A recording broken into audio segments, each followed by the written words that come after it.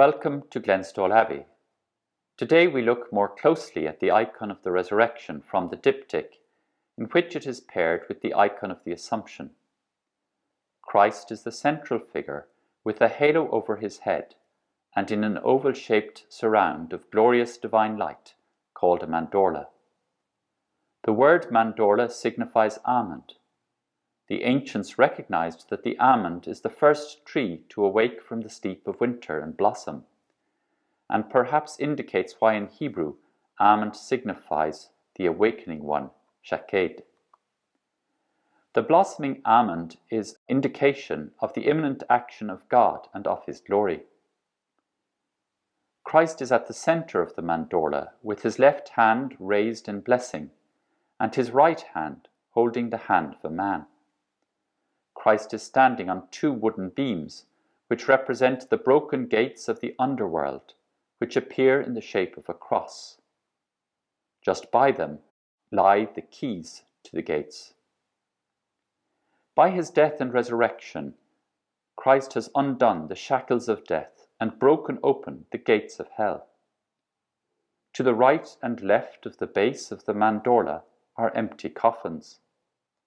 On Christ's left, shadowy figures rise from the coffins, but on his right the figures are transformed by his touch. Both Adam, who Jesus takes by the hand, and Eve, who touches his feet, come to full life. They are the first, they are the heralds for the fullness of life in Christ that awaits the shadowy figures that have yet to experience his touch, and also indeed us who view this icon.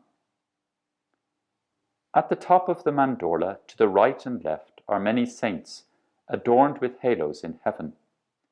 To Christ's right there are two crowned figures, probably King David and King Solomon, rejoicing at the victory of Christ, while to his left there are two prophets with a prophetic scroll, whose prophecy is now fulfilled in Christ's resurrection.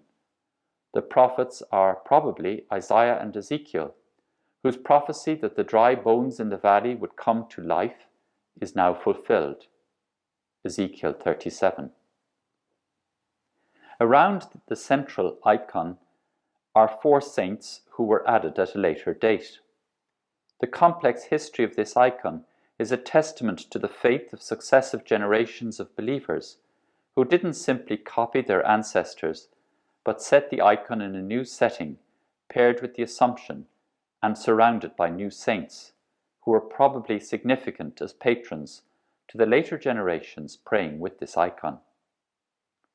As we stand before the icon, we might imagine how now already the touch of the risen Christ can daily liberate us from all that imprisons us, and welcome the fullness of life that it brings.